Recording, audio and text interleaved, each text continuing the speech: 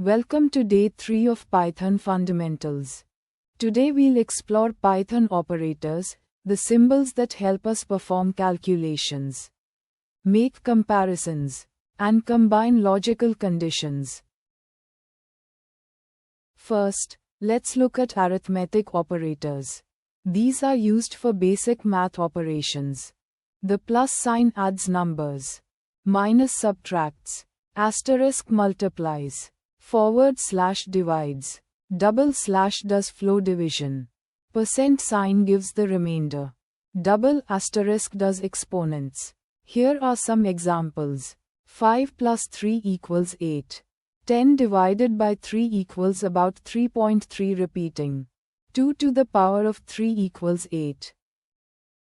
Next are comparison operators. These compare values and return true or false.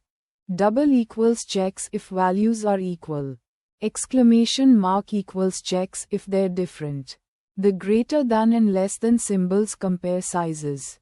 Adding an equal sign makes them inclusive comparisons. Examples. 5 equals 5 is true. 4 is not equal to 5 is true. 3 is greater than or equal to 5 is false. Logical operators combine true and false values in different ways. AND returns true only if both values are true. OR returns true if at least one value is true. NOT simply reverses the value. True becomes false and vice versa.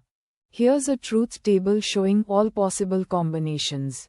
Notice how AND is only true when both inputs are true. OR is true in all cases except when both are false. NOT simply flips the value.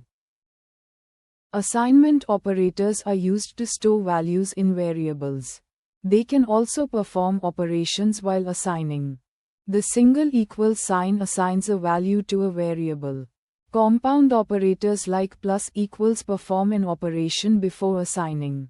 For example, if x equals 5, then x plus equals 3 will make x equal to 8. Now let's talk about operator precedence, the order in which operations are performed.